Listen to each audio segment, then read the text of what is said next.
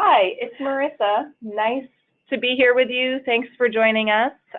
Here in the room, I also have Reshma Nayak. Hi, everyone. We have Laura Bloom, who was our administrative and logistic backup when you were here in DC. Hi, guys. And then we also have Heidi Worley. Heidi Worley is our editorial director here at PRB. And in the few weeks since all of you were here in the office, unfortunately, Elizabeth Gay left PRB to move on to some new opportunities. And so Heidi is going to step into the role that Elizabeth was playing with the small group who was working with her on their topics. Hi, everyone. Look forward to working with you. And as our editorial director, Heidi has worked with many, many authors over the years to develop policy briefs and craft their messages into relevant policy-facing policy briefs, other types of publications, and she has a wealth of experience to share in how to guide all of us towards the goal that you're working on. So today we are talking about the basic principles of writing for policy and non-technical audiences. And I apologize that I didn't send these slides out to you in advance, but we will send them afterwards.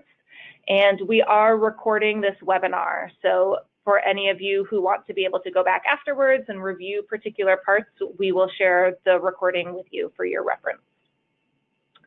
So in the presentation today, we're talking about the principles of policy writing, and these principles apply really no matter what the product or the specific format is that you're writing for. If that's a policy brief, as we'll focus on, or if that's a fact sheet, a tweet, or a Facebook post on social media, a blog, even the content of an oral presentation. The principles that we're talking about will apply no matter what you're working on. And then we'll specifically discuss how to structure and write a policy brief. And that's an assignment that all of you will be working on in the coming months, to write an outline for a policy brief and then craft that outline into a full brief. So the first thing to begin is to forget everything you learned about writing in university. Maybe, perhaps not quite everything that you learned about writing. You probably did learn a lot of useful skills about writing and improved your writing quite a bit.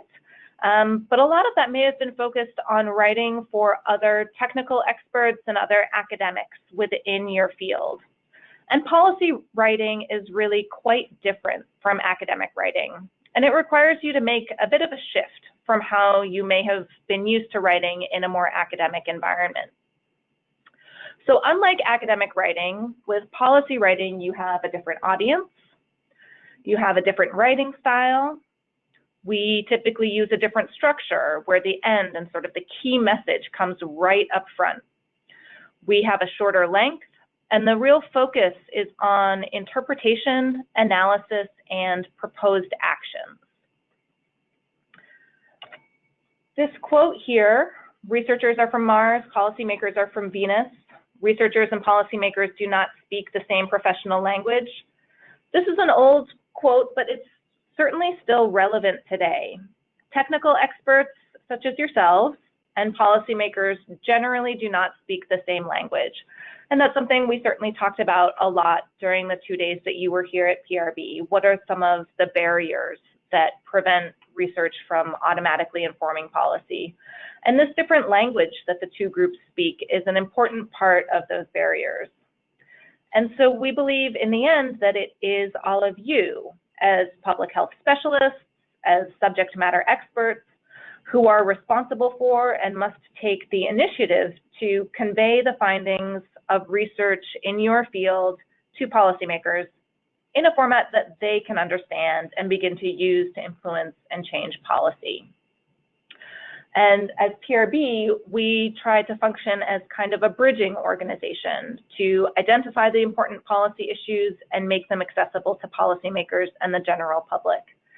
And you, as subject matter experts, you can play that role as well. And we find that it's really true that poorly translated information is not used, especially in policy. there's a lot of really useful research out there that never has the policy impact that it might have had if it had been better communicated. And you can all learn how to translate research for policy audiences through your writing. Policymakers and really even the general public increasingly have information overload, and they need some help to sift through what's really important from the research on a given topic, because policy audiences won't be seeking out and reading research reports on their own. Research consistently finds that policymakers prefer information that is concise, that focuses on main points, that has unambiguous implications of findings, and provides clear guidance to those policy audiences on how they should proceed. So these are some of the goals that we have for how to communicate in a policy brief. So what is a policy brief? It is a concise overview of a very specific issue. It examines the context surrounding this issue for decision makers and policy advocates. And we find that a lot of other audiences use and value policy briefs as well, such as journalists, educators, and students. They often look to policy briefs to get a concise update about a given topic without having to sift through all the research themselves. And then a really key element of policy briefs is that they include those recommendations for policy action that we asked you all to work on and grapple with when you were here in DC. We know from many sources that policymakers want short summaries of research connected with recommendations. And a policy brief provides just that vehicle to communicate evidence to policymakers for action. The audience for a policy brief is very specific. Depending on the topic, you may have a very narrow or a more broad audience, but it is specific and clearly defined. So for example, if your topic is integration of family planning and maternal and child health services in Uganda, your audience might be narrowly defined as policymakers and leaders in the Ministry of Health in Uganda. On the other hand, if your topic is population and food security in Africa, your audience may be more broadly defined as national level policymakers in sub-Saharan African countries. In both cases, it's very specific and it's very clear who you're speaking to. The length, we call these policy briefs because they are in fact supposed to be short, especially compared with typical research reports and journal articles. So about 4 pages is generally the best balance of brevity and including enough information. And we do find some policy briefs that stretch to 6 or even 8 pages, but that's really the maximum that you would want to see. And as I said, research finds that policymakers generally prefer the shorter end of that range.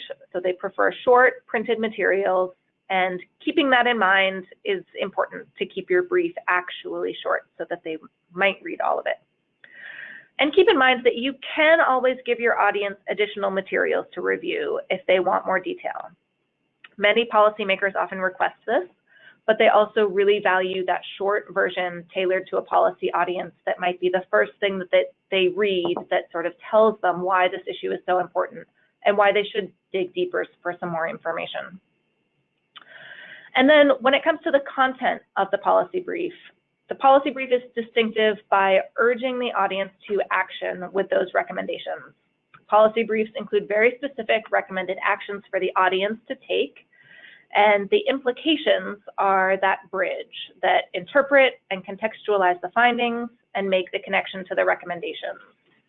And so this all builds on a lot of the skills for strategic communication that we talked about when you were here in DC. And we're going to take those concepts about how you craft a policy message and put them into a policy brief.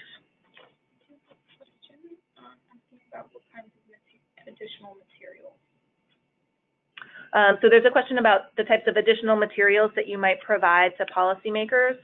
That might be an actual journal article or a comprehensive research report if there's a particular study that you're looking at.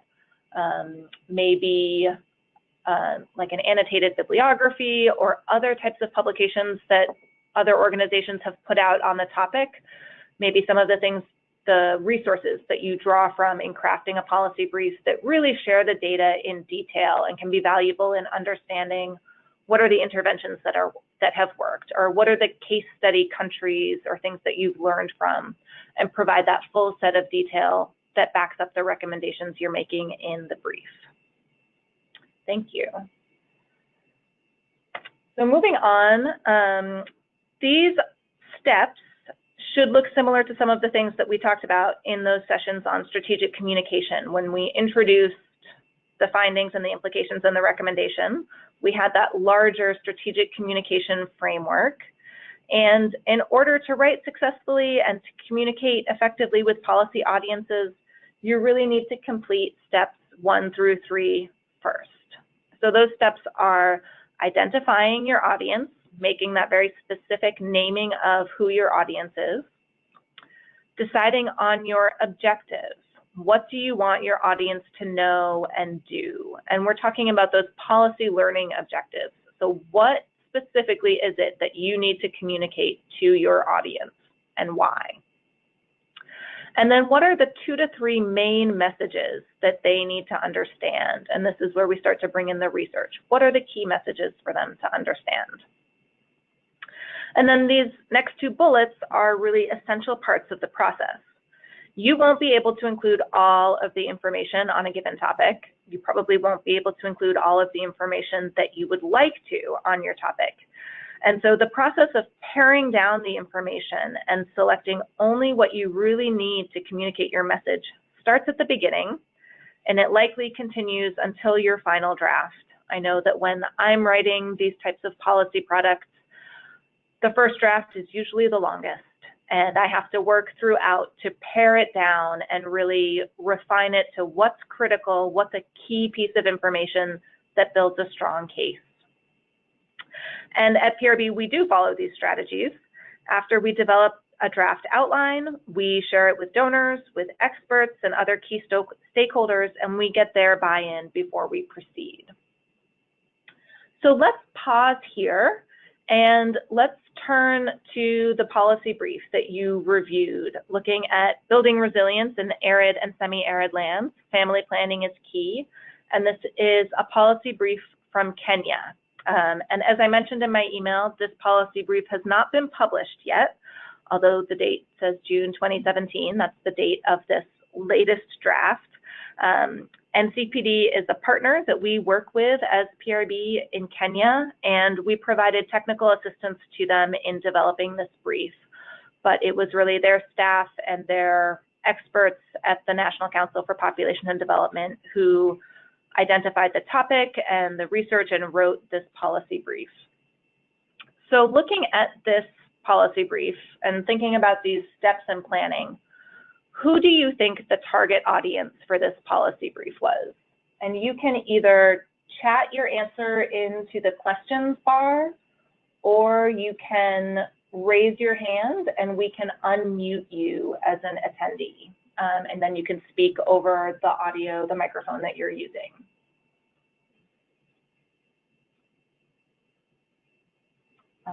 So who do you think the audience was for this Kenya policy brief on resilience?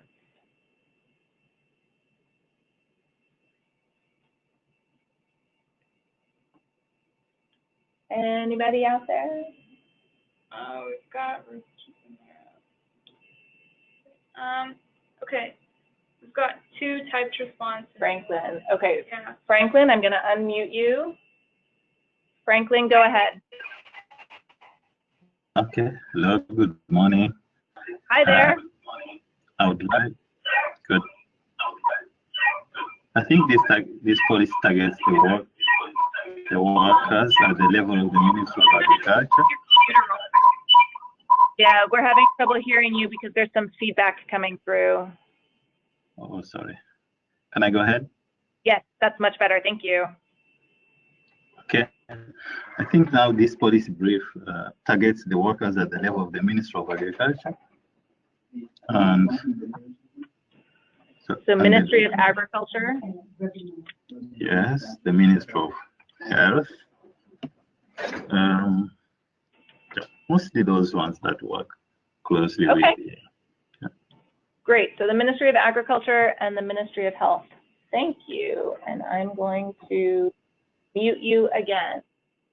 And yeah, we've got some people who typed in government officials that work on family planning specifically. So I think you're all right. And Franklin, thank you for your response.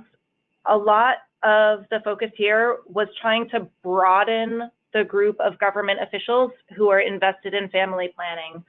So looking beyond kind of the traditional family planning government officials, and that Ministry of Agriculture is a key audience here, looking at how some of these resilience factors related to climate change, drought, agriculture, how family planning impacts those issues.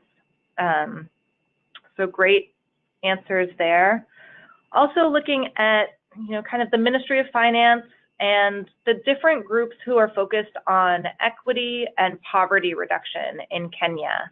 And some of the context you might not know, it might not come out clearly in the brief if you're not Kenyan, is that these arid and semi-arid lands are where poverty and inequality tends to be the highest in Kenya. And so the different groups looking at how to reduce those inequities, we're also targeting them as an audience. And again, they're kind of beyond the typical family planning decision makers. So trying to broaden the group of government officials who believe that family planning is an effective strategy. Great, thank you for your comments and participation. So moving on, let's talk about the style for a policy brief. And with style, we mean kind of what's the style of language, of writing, and the format.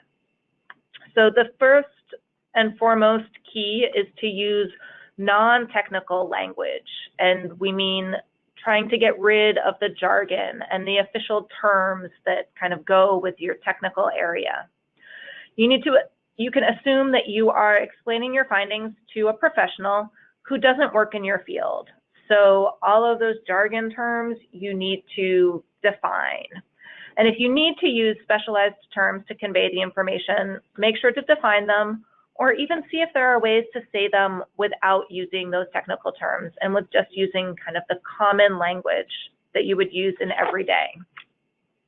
And one of the strategies for writing in that more everyday language is to write in what we call a conversational style.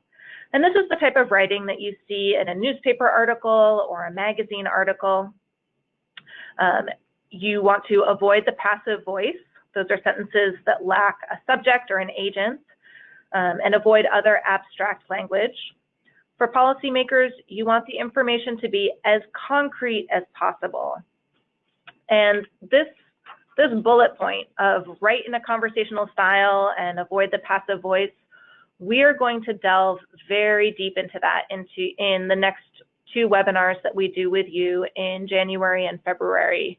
And we'll do 2 whole webinars on what are the specific strategies that you can use to try to embrace this conversational writing style that's less formal and more accessible to your audiences. Another key stylistic approach is to use subheadings and bulleted text within the policy brief to break up the information into really short sections and allow your reader to scan it more quickly. A busy reader should be able to glance through the brief quickly and see what is relevant for him or her. You want to spell out acronyms the first time and then use the abbreviation thereafter, but always make sure that you spell it out the first time.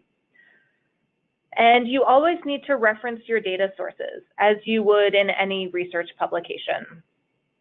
You want to insert those references as citations, as numbered endnotes in your text, so that the list of references then appears at the end of the document together and doesn't disrupt the flow of reading.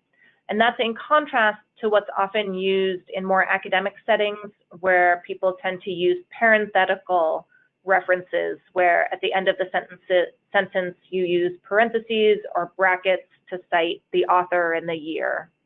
For policy audiences, they're not used to seeing that information in line with the text, and so you want to just use those numbered endnotes, and list the references together at the end. So talking more about the headings and the subheadings that you can use, headings like background, findings, and conclusions can be a bit dull. So after you've written a draft of your policy brief, we encourage you to go back through and create new headings and subheadings to replace those that you might carry over from your original outline. And use the headings as an opportunity to emphasize the main points of each section. Busy readers, like your policy audiences, tend not to read documents through from the beginning to the end. They often skip around for the pieces or the sections that are the most interesting or the most relevant to them, kind of similar to when most of you are looking at things online. You probably don't start at the beginning of each web page and read through. There's a lot of skimming around looking for the information that's most interesting.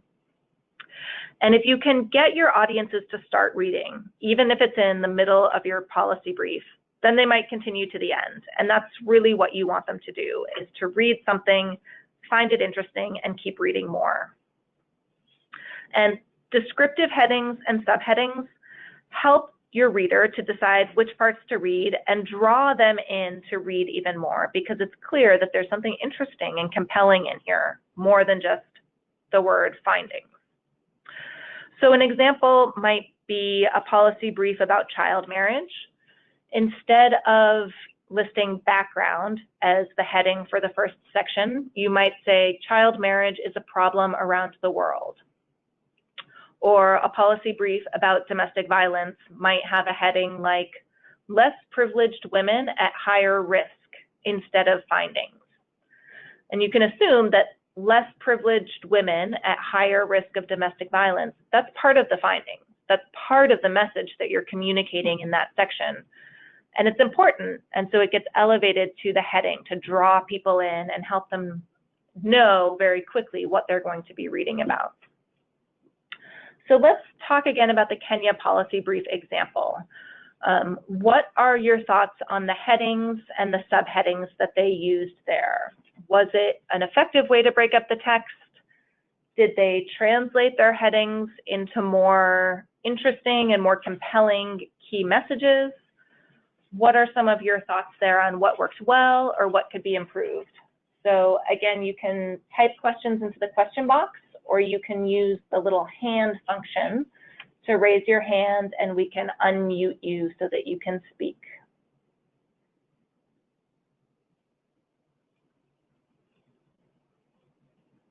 Any thoughts on the headings or the subheadings that they used in the policy brief?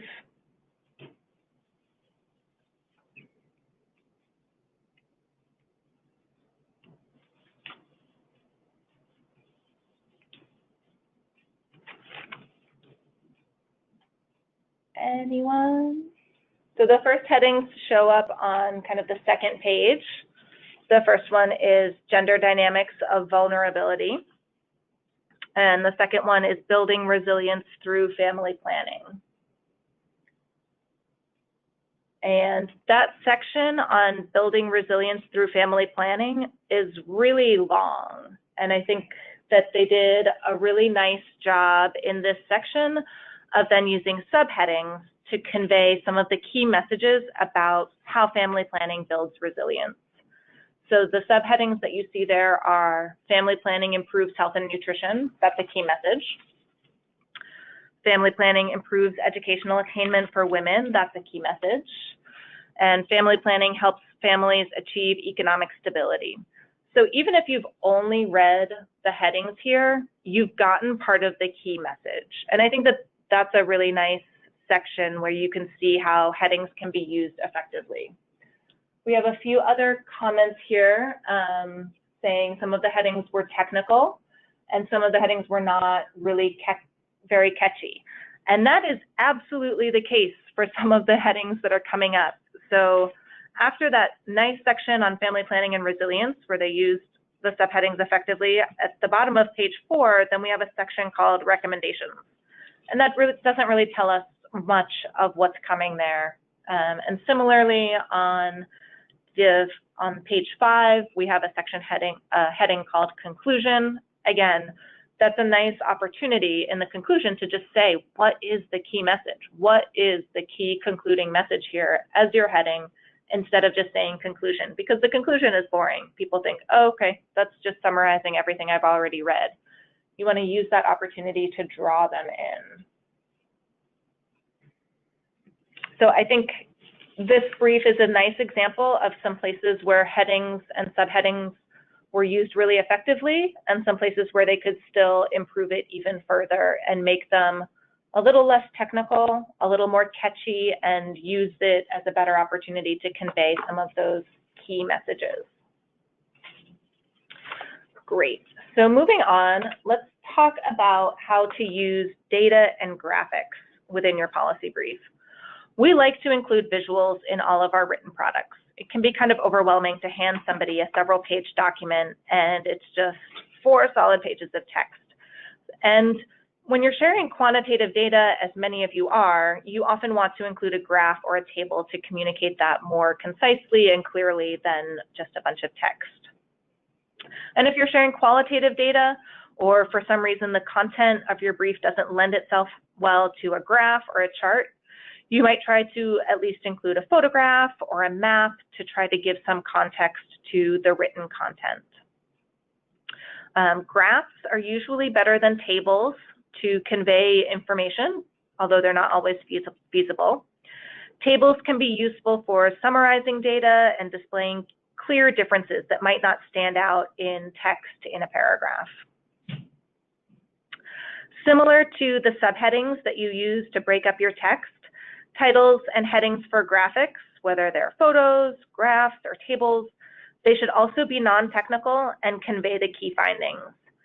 So in contrast to a typical research report or a journal article where you might have figure 1 and maybe the 2 indicators that you're looking at, you want to translate that into a key message like family planning increases as women's education level increases. So that tells you what's the message in this graph that you're looking at. And then no matter what it is, a photo, a graph, or a table, always include a caption that describes the image or conveys part of your message with maybe a 1 to 3 sentence description of what's happening there. There's a little cartoon here. We say lead, but don't mislead. So in this cartoon, they've selected these 2 data points and chosen to connect them with a smiley face. So, 2 data points alone, you could connect them using any type of line, and that's a bit misleading. So select the data that's relevant. We generally ask you to pare down the amount of data you're showing. Select only how much data you need to illustrate the point, but don't mislead your audiences and make sure that you stay true to what the data is saying. In writing for policy audiences, you have this opportunity to set the direction of the discussion. You're trying to tell them how to think about the data, but at the same time, you do have an obligation not to misrepresent the facts by selectively choosing only the data that supports your arguments or only the data that you're interested in. So try to simplify it as much as possible to make it clear to non-technical audiences while retaining both fairness and accuracy. So looking at the Kenya policy brief again, what are your thoughts on their use of data and graphics? Were the graphics effective? What did you think of them? Did they need improvements? Any thoughts on the policy brief, the data, the graphics in there? You can chat things in, or you can raise your hand if you want to speak out to everybody.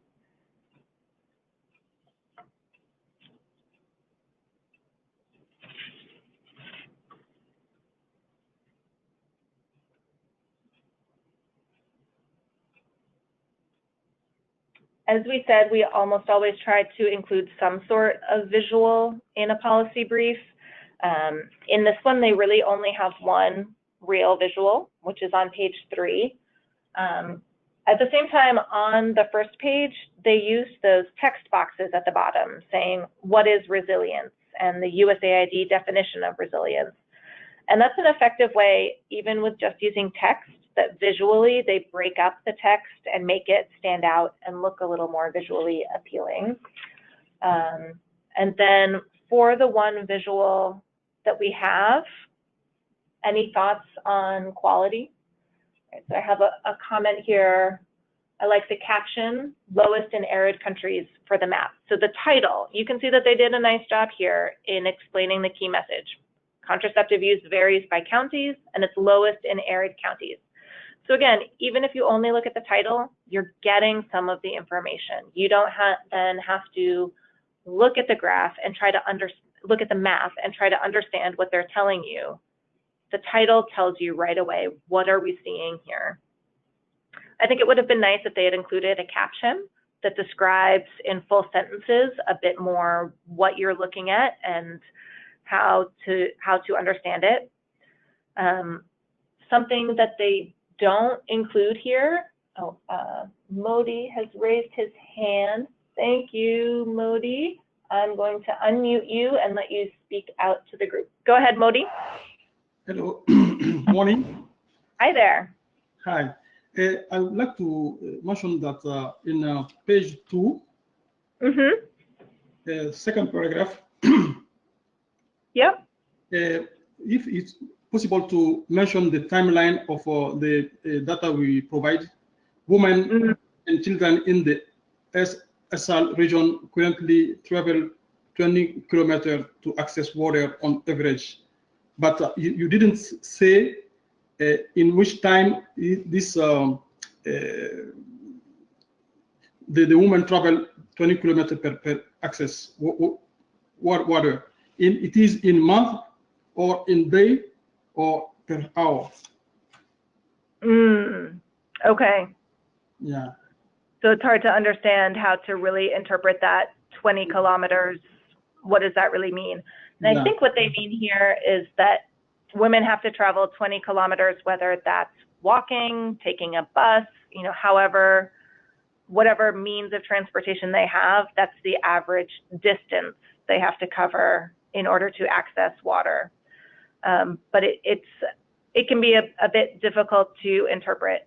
And I think, thank you, Modi. I'm gonna mute you now. I think that's an example again of how some of the things that seem quite clear to us as experts, and we think we're communicating it very clearly, can be quickly misinterpreted or not clearly understood by some of the non-technical audiences. And we'll talk about reviewing your brief a bit later on and how you always want to get feedback from potential audiences about how they're interpreting things.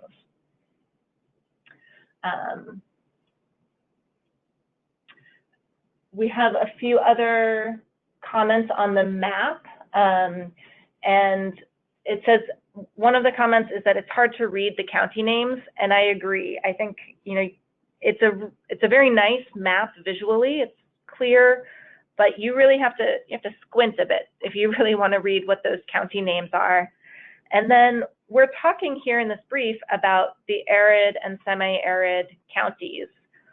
For those of us who are non-Kenyans, we don't really know which counties qualify there. You can interpret from the data that it must be these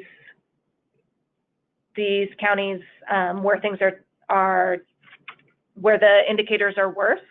And I've just noticed it actually does indicate that. Sorry, I caught that just myself. In the legend at the bottom, the striped counties are the arid counties. But again, it's a bit hard to see. And if a caption here, as I said earlier, would really help to bring the key message and the visuals together and help people understand the graph, the graphic, the map a little more clearly. Great. And there's another comment that using a bar chart may have been more effective to show the relative differences. And I think that's a good point, that if we're looking at major differences in contraceptive use, a bar chart is going to bring those differences out a lot more clearly than the map, where we see the variation across the country, but we don't get a sense of the scale of what those differences are. So that's a great point.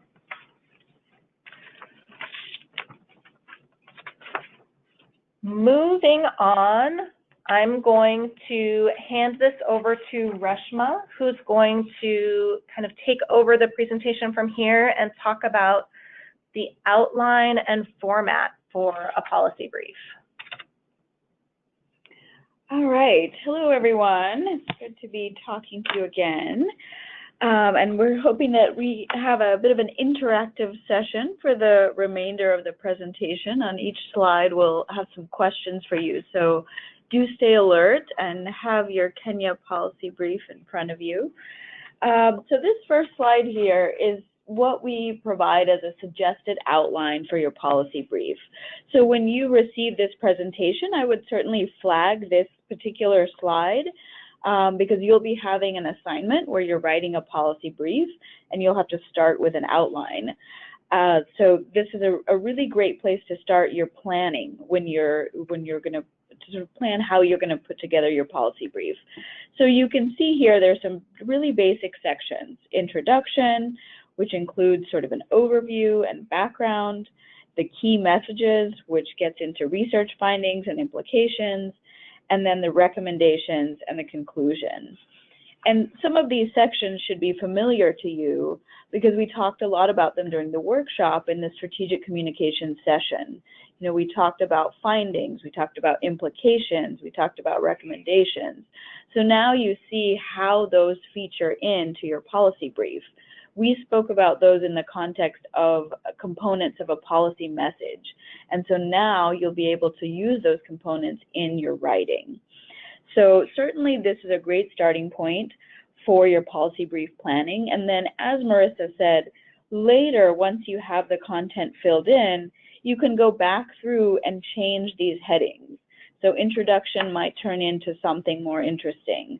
Findings would have more of the message about what the actual findings are, as we were looking at in the Kenya brief. But usually what we recommend is to not worry about that in the beginning. In the beginning, the best thing is to open a Word document, write down exactly this outline, and then start filling in the type of content you'll have, start drafting it, and later you can come back and kind of think of those really interesting headings or subheadings. So Marissa is going to review the assignment later in terms of the policy brief and what's required. So we'll sort of put that on the table for now. And then what I'll do now is walk through each of these sections and sort of what kind of content or what kind of information we would like to have in each of these sections. So the first one is the summary or the overview. And so this overview is one section that I would say is a little bit different from probably what you've learned in academic writing, what you've done in work settings. I know when I came to PRB, this was not something I had done. So this is new, and I think it's a very effective way of presenting information.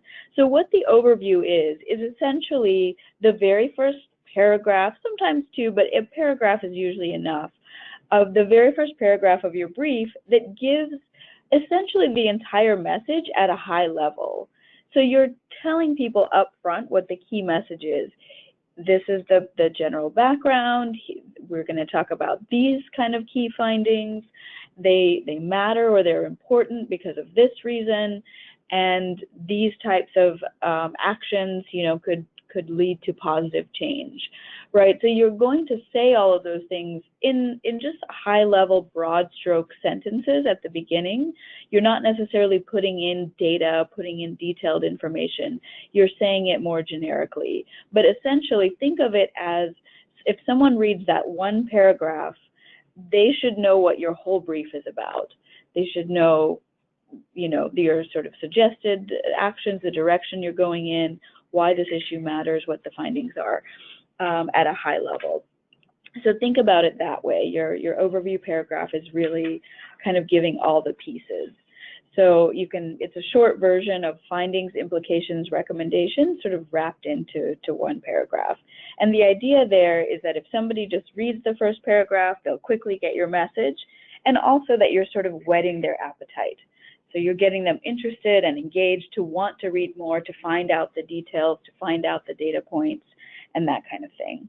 So could anyone tell us, in the Kenya brief, did you see an overview? Did they follow these instructions? Did you see something that looks like an overview?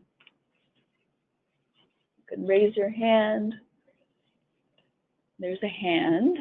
All right, Adeni, I'm going to unmute you. Go ahead, Adeni. Thank you very much. For me, I didn't see a clear overview. If we are to look at the topic, building resilience in arid and semi-arid lands, family planning is key. I think the main message they are trying to sell is that family planning is important. And that message didn't come out until the last paragraph on page 2. So I think the overview didn't really capture all the important points. Okay, are there any other thoughts? Or sorry, from others? Thank you for that. First paragraph, but the solution is not there. Okay.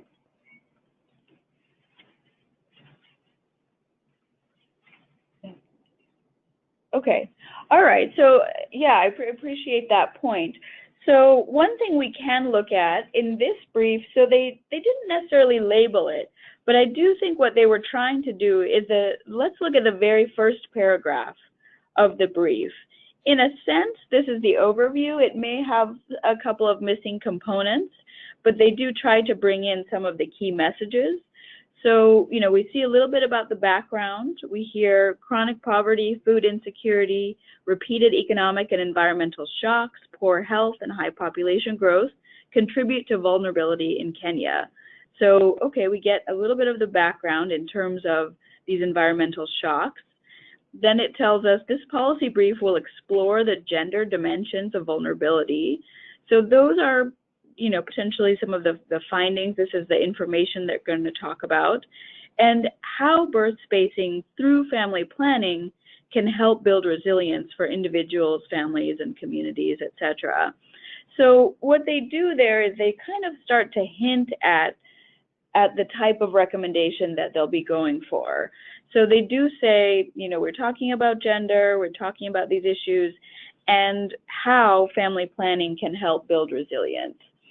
So it doesn't get into the details, but it does give us the message that family planning in some way is the solution here, right? It's where we're going in terms of the recommendations. So I would say that, you know, we did get a bit of that message in that first paragraph as an overview.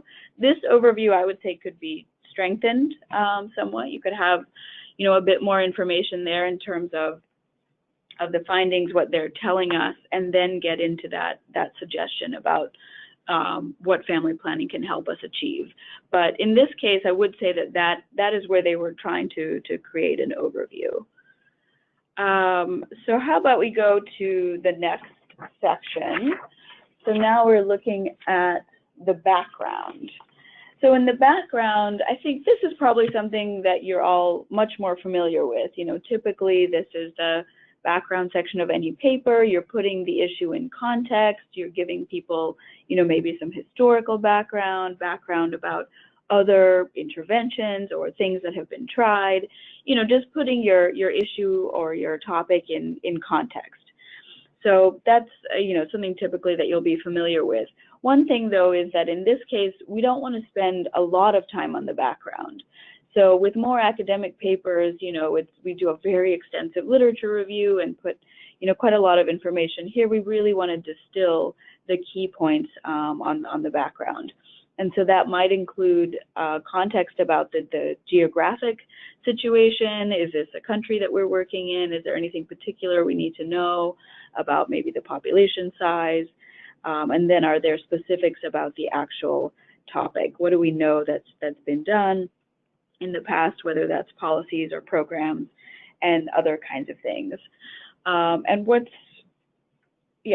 important there is that we start to hint at, you know, maybe the gaps that exist in what's already known, so that when we bring our findings in, we're showing okay, here's what we've known up to this point, and here's what is the new information. So towards the end of the background, that's one thing, is you know, kind of a transition point that you can do, is to sort of hint at what's missing from the information that we do have. So how about if we look at our Kenya brief, do we see a background section? And what do we think about it? Does it give us enough context about the situation?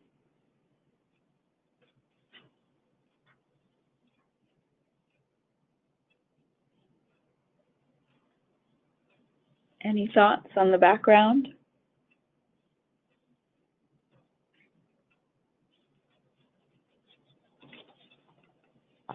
So in the Kenya brief, I would say if we're still on page 1, you know, we sort of said the first paragraph served as the overview. At least that was what they were trying to do with the first paragraph.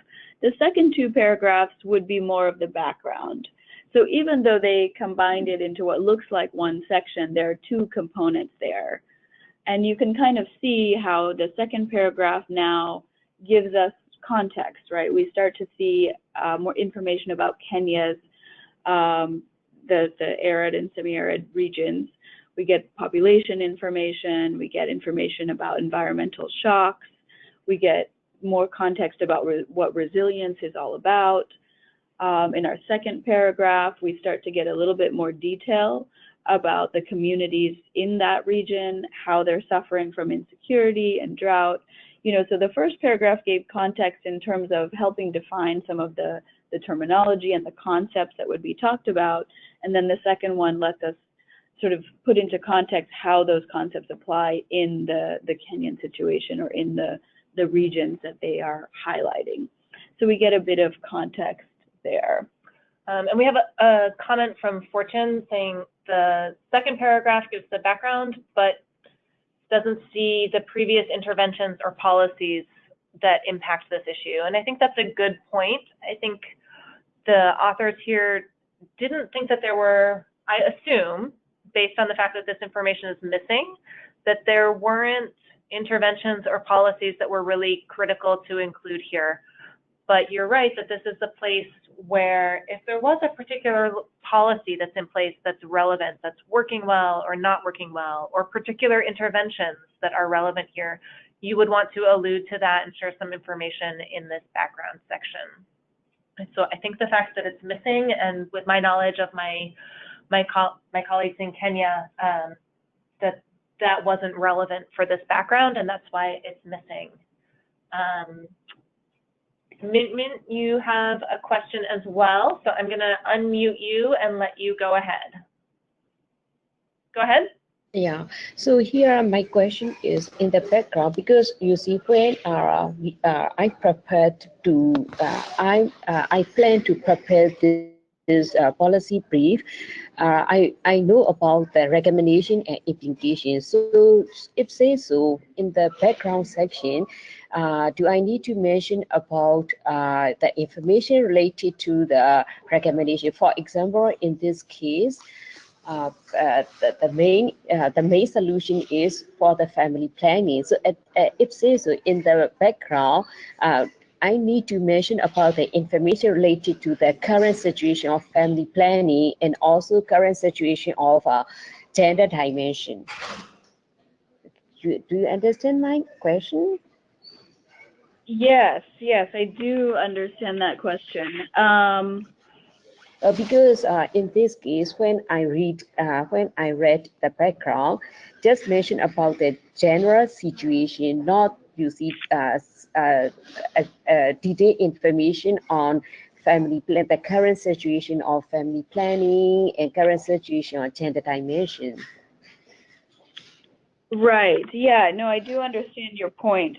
Yeah, I think there are different ways to do this. And it sort of depends on circumstances. But in this case, I would say it's probably okay that they kind of did it this way, where the background really just gives you a sense about the environmental shocks, the resilience, that kind of thing. And then they're leaving the family planning and the gender dynamics information for the findings section to sort of put it in context there. because now it's saying, okay, in the context of, this kind of environment where they're facing these shocks, they're facing a lot of issues, now we're bringing in why family planning is relevant to that. And in that context, you can start to provide the information about, the current situation and the fact that there are gaps. And so then that starts to imply that more, could be done in terms of that. So I think if you were trying to pack it into the background, then you would kind of maybe lose some of the punch when you got to the findings, because now it would kind of mix up. So I would say you don't necessarily need to put too much detail up front in the background. Okay, I got the point. Thank you so much. Sure.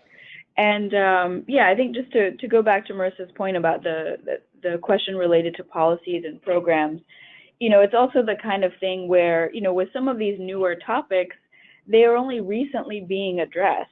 There might not be a lot of historical interventions or policies that we're looking at some of these things. And that could be something that you end with in the background section to say, to date, minimal work has been done on, resilience, that kind of thing. I'm not saying that's the case, but it could be, if that's the situation, you might want to raise that point so that it adds some relevance to the new findings that you're going to present.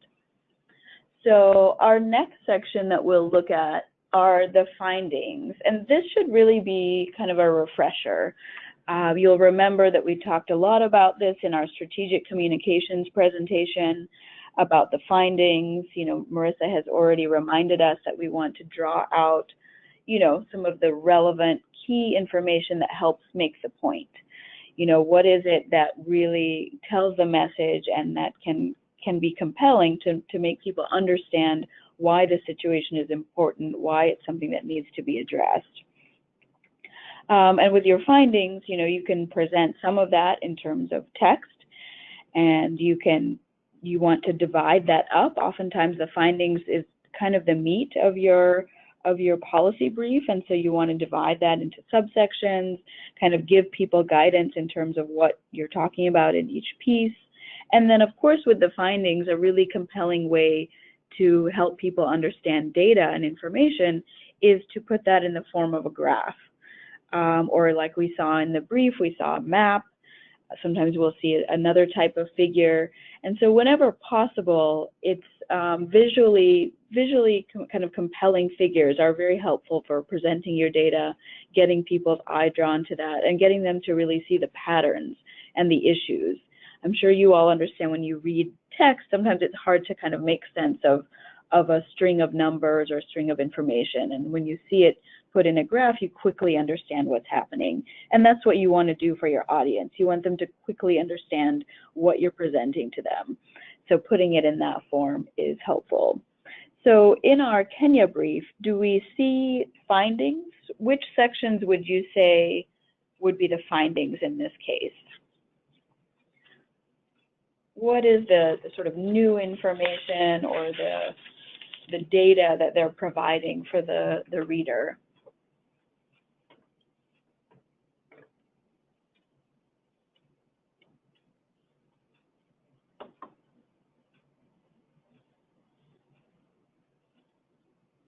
And there's a question about, can you use photos as part of the findings? And certainly, especially if you don't have some of the data that lends itself to charts or tables, putting in a photo as for the visual appeal and conveying part of that message in the caption there can be really effective. But a photo probably isn't the finding in and of itself. It just serves to enhance that message and make the brief more appealing. Mm-hmm. And with photos, you just want to make sure that you have proper credits, you have proper captions. We don't want to be sort of grabbing photos from the internet and putting them there of, oh, here's a small child kind of thing. So we want to remember to keep our credibility and to ensure that we're using appropriate photos that are, allowed for this kind of thing and that are credited to the source. And we have a comment from Malika that she says she sees the findings starting on page 2 from this section onward. up to the recommendation section. Okay. All right. I think that that's right. You know, in this section, really the new information that they want to present, that they want to put in context, is the information about the gender dynamics and then the information about family planning. So we start to see both of those things on page 2. And we also see the two headings, right? So they are talking about slightly different issues. So one is gender dynamics, one is around family planning. And so that we can see that clearly in the headings. So even the findings themselves have been separated into those two headings. And then, as Marissa pointed out, the family planning section was really the meat of what they wanted to present and the data. And so they further subdivided the family planning section into three different pieces to give us further information. Is there anything else you notice about the findings section? Do you feel like the type of data, was it enough data? Was it too much data? How did you feel sort of reading the findings?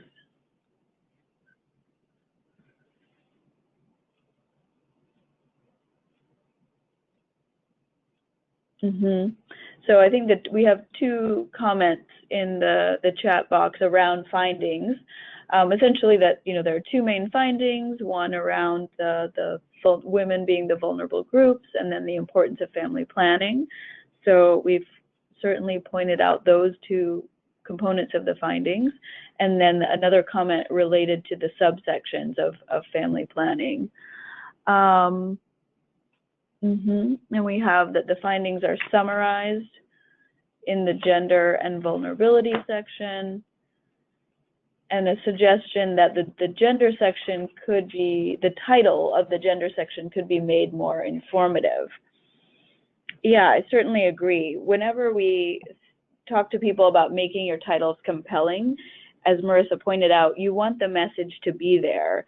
So in this case, we see gender dynamics of vulnerability. And in fact, we don't actually get the full message there. What about the gender dynamics? How does it relate to vulnerability? We actually don't see the connection in the way the title is written. So I agree that would be a good point.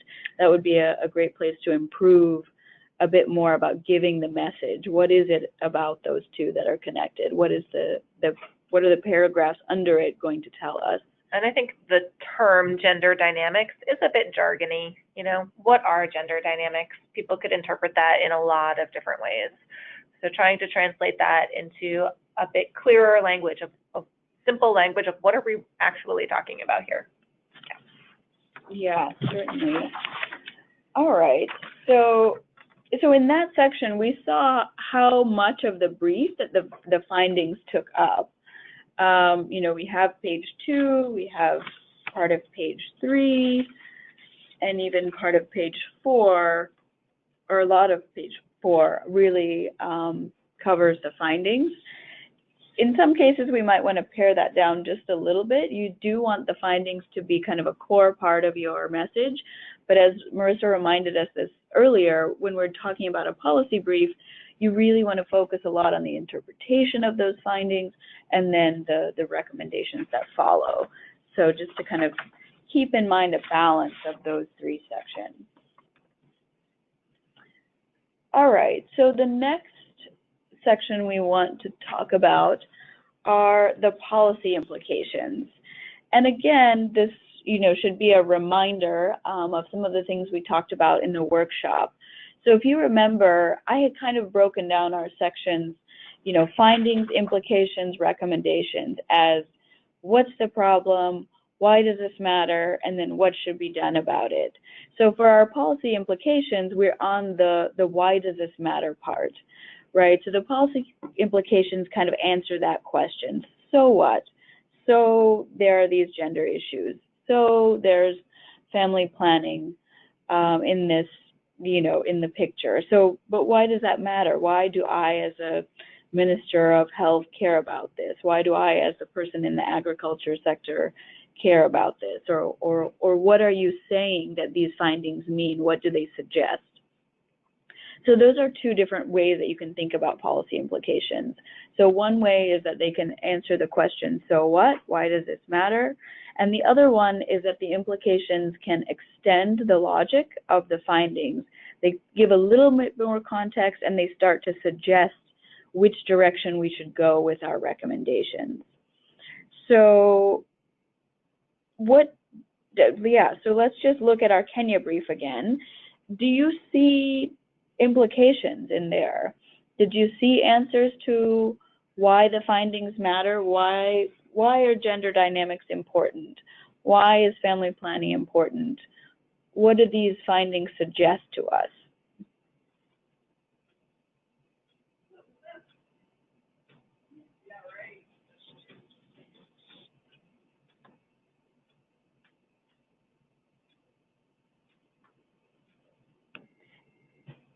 And don't worry about the way that they have labeled the sections.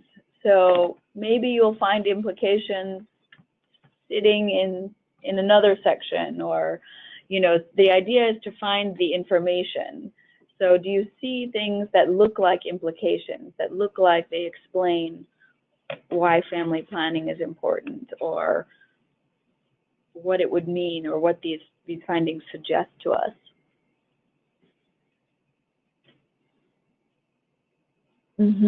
So somebody has mentioned that the implications are that family planning improves health and nutrition, okay? And then family planning improves educational attainment of women. Family planning helps achieve economic stability. So we certainly started to see those things, right? And even though we earlier kind of labeled those sections the findings, in this case, they have kind of embedded the implications along with the findings. So they're telling us, okay, here's the family planning situation, and here's what the evidence says about why family planning is important. What is the effect we can get if we bother to improve this situation? So I think that's certainly right in terms of part of the story. So some of the implications are embedded along with the findings. Do we see any other implications aside from that piece? Anyone else see other implications?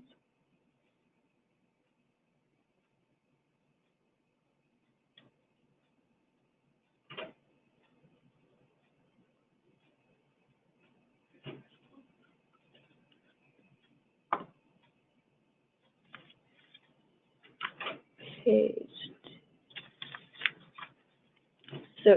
So someone has said that integration of approaches build resilience, as shown in the last paragraph under the recommendations, okay?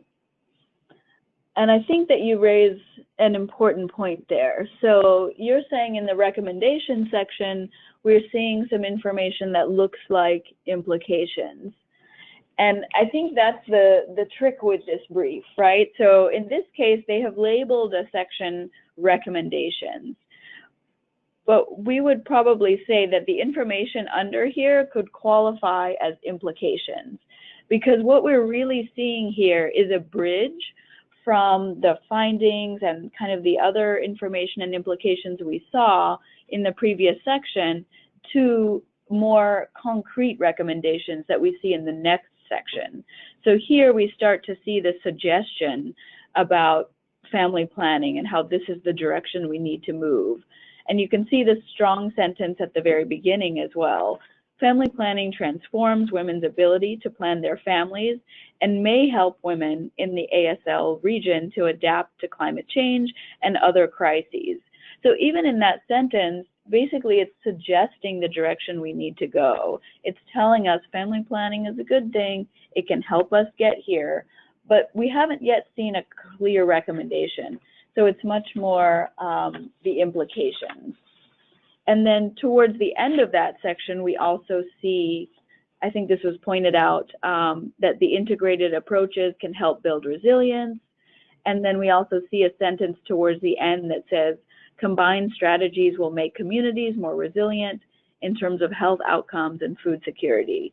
So the implications there, it's really kind of telling us, you know, this matters because it can help us get to this kind of point. and it's suggesting what the recommendations should look like.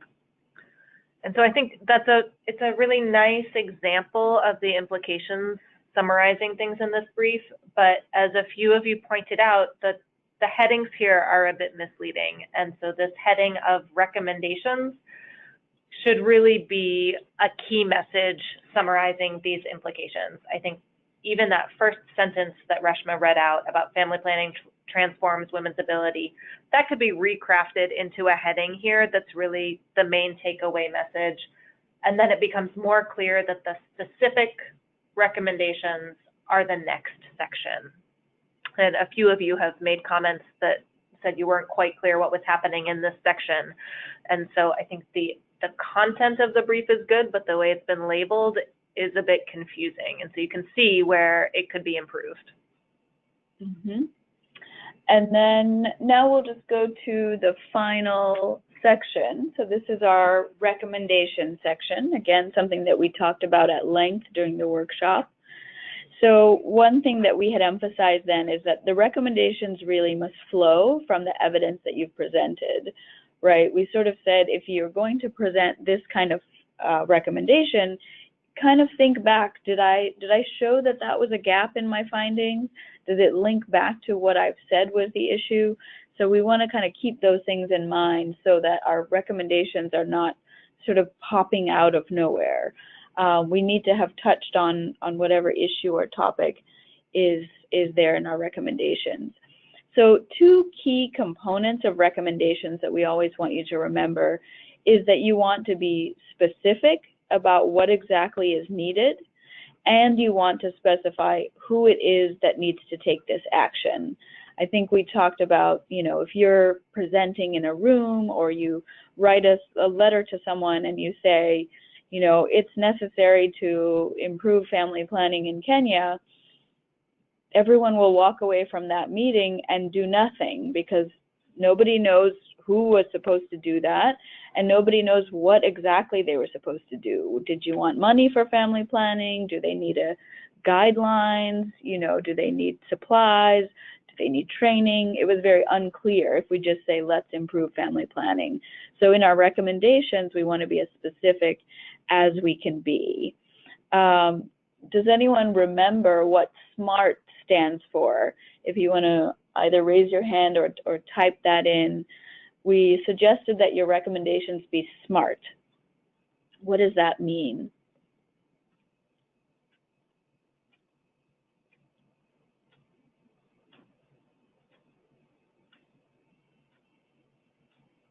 Okay, great. So we have two answers first. So S for specific, M for measurable. Anyone for the A? Attainable. We could say attainable, achievable. Fortune, we're going to go ahead and unmute you. Go ahead. A stands for. You can mute your computer. We're getting some feedback there. Sorry. Go ahead. A stands for attainable or achievable. R, realistic. Then T, time-bound. Right. Great.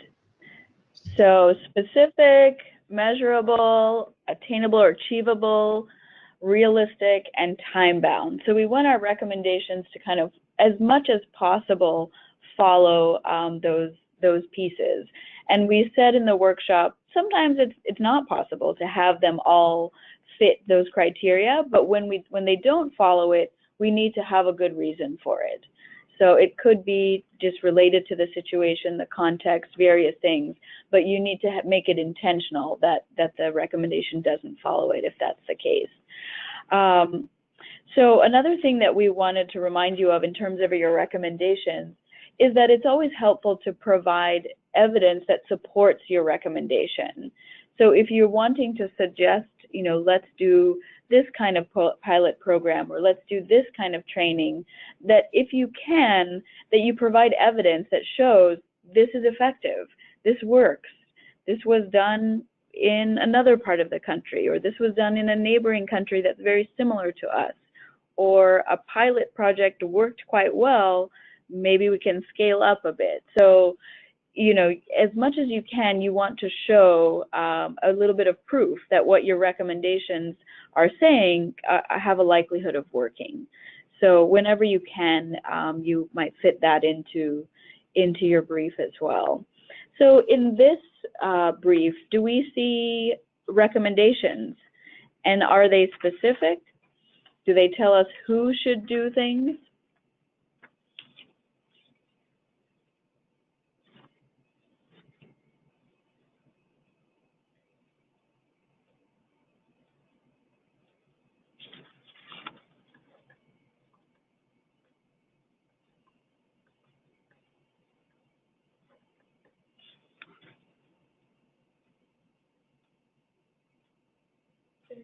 There is a response from Sargent and a typed response from Modi.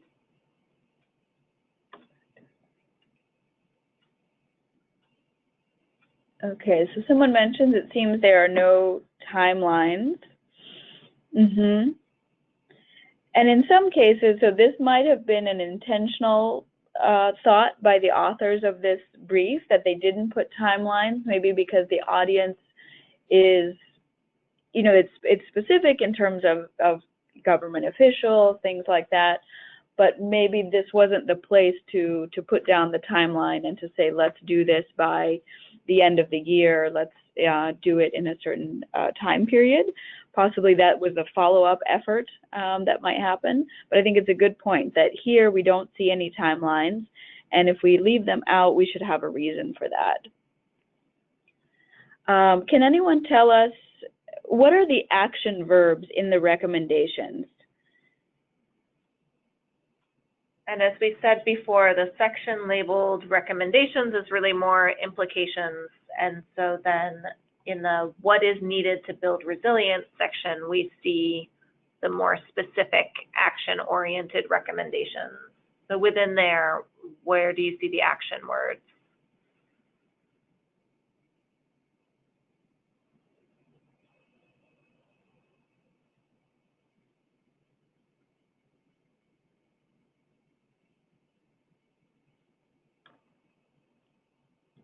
Have you found the recommendations? So if we look in that section, okay, there we go. I think we just had a slight delay. So there are recommendations like raise awareness. Those are the action verbs. Must improve access. Right, so that's perfect. So raise awareness, improve access. The next one is integrate family planning. There's another raise awareness after that. Include reproductive health in the policy, and somebody has just mentioned that one as well. So you can see here that all of the bullet points that say what should be done have an action verb or action phrase in them. And then what else do they all have? I think this recommendation section does a good job of sort of following some rules that were suggested. What is the other rule that they follow well?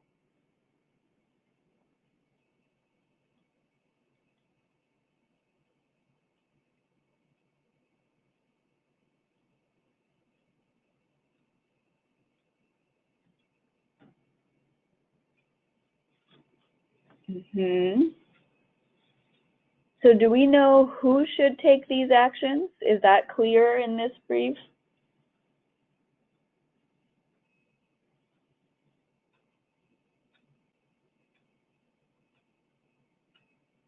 So in this case, so we see, you know, very clearly each of the bullet points, we see an audience listed. Who should do this? Government officials, NGOs, faith leaders, right? Ministries responsible for agriculture and environment, State Department for Gender, National Drought Management Authority. So in this case, they were very, very clear about the who should do what. So they've named who, and then they've made a very clear action point. And I think in the comments, we have some concern that maybe we don't necessarily see measurable. In some cases, measurable is just a matter of, would we be able to track, was this done? Yes or no? So sometimes measurable doesn't necessarily have to be, you know, complex sort of data indicators on it. But would we be able to tell if we've achieved what is listed here as the action point? So, you know, for example, for the last one, they should include reproductive health and family planning in the national policy. Is that something that we could at some point go and look at the policy, find out if it was included? And maybe that's one that needs more clarity. Is it enough to just include family planning 4 times, just a few words here and there? Or is it that they want it as an entire section? Do they want it intensely discussed? You know, and maybe that's a point where the recommendation could be more clear. So that's a good kind of a marker for us to look through our recommendations and think to the future and say, okay, if in 1 year I wanted to know whether this happened or not, or if it was successful, could I measure that? And we just saw in this example that, oh, well, maybe we needed to be more specific on this recommendation in order to measure it well later. So that's a good way to mark whether your recommendations are strong or not. All right, so we are kind of wrapping up now. So the conclusion, you know, in this case, we do see a conclusion at the end of the brief that's labeled as such. And they, you know, they essentially kind of summarize what has been in the brief. We don't always have to go back and repeat things that have been said. What you want to do with the conclusion is kind of keep it short and sweet and end with kind of a positive note that tells the reader or suggests to them, if you take these recommendations, these are the positive things that could be achieved in our country. So you want to kind of keep the recommendation, or the conclusion positive in that sense, and give that kind of information. So, you know, by improving, you know, family planning and gender dynamics, Kenya can, you know, improve our, you know, resilience to climate shocks and, you know, have some other positive outcome. You know, you could frame that nicely to show that if you do the things we're suggesting, these are the positive things that we could have at the end of that. So you want to leave them with that kind of note. So that's really what you want to do with the conclusion. It can be kind of a quick paragraph or two at that point. So I think now we are going to quickly talk about getting feedback. I think Marissa sort of mentioned this. We did talk about it in the workshop as well. As much as you can, plan in advance. If you have to write a brief, write anything like this, you know, start your drafts early so that you have time to involve others and get feedback from other people. You know, when we know a topic a certain way in our minds, we sort of tend to maybe leave out certain information or use overly technical terms. And if somebody else reads it, they can easily point out gaps in our logic, you know, words that maybe we want to change and things like that. And so it's really, really valuable to get the perspective of colleagues who might be similar to your audiences or who might just be coming from another perspective, so that you can make sure that, one, the messages that you're trying to get across are coming across, and that, two, you're presenting them in the most clear and compelling way possible. You know, your reviewers can give you that kind of information, that just as we just reviewed this brief, if you were a reviewer here, you might have given the author certain input that, well, this section wasn't so clear, this heading could be improved, things like that. And that's the kind of input that you could get from others when you're preparing your briefs. So it's important to do that and to kind of ask them whether they're getting your key messages. So we have a PRB checklist that you either have or will be getting. And this is a really valuable tool to kind of check whether you're including the key components in your policy brief, whether you're touching on the tips that we've been giving you. So when you have a decent draft written, what you can do is kind of sit side by side with this checklist and see how you match up with each of the key points here. And the checklist kind of follows the same outline that we've given you in terms of overview, background, findings, implications, recommendations, and conclusion. So you can make sure that you're kind of hitting the key points. And what you're seeing here on the screen, you know, I know it's hard to read, but this is a document that we'll send to you that you can use as you work on your policy briefs as kind of a checklist for yourself. And so in the last few minutes that we have here, I just want to pull up the assignment that you'll each be doing and talk you through that quickly. So as we've been discussing, you will each be writing a policy brief on the topic that you started working on here in the workshop in DC. And each of you identified a topic, looked into the policy landscape of that. You identified your stakeholders, your key audiences, some of the key messages that you want to communicate. So building on the work that you did during the workshop and starting to take that forward into a specific policy brief. The first step, as Reshma talked us through, is creating an outline. And so the assignment you each have now is to create a policy brief outline, and that will be due to us at PRB in mid-January. And I will follow up with all of this information and the documents by email so you have it written for you. And so this is the outline format that we'd like you to follow. Drawing on the work you did here in DC, remind us, what is your policy goal? And for yourselves, remind yourselves, what's the policy goal up front that you're working towards? Who are your audiences and what do you know about them? Remind yourself about that work that you did, because that informs what you're going to say in the brief. A policy brief is inherently a policy learning activity in that framework that we use. So thinking about policy learning, what is your communication objective? What are you trying to communicate to this audience? And what do you expect will happen? As a result of communicating this information, your audience might be more informed. They might understand the actions that they could take to address the issue. So most of that should come from the work and the thinking you did here during the workshop in DC, and hopefully that will be pretty easy to think about.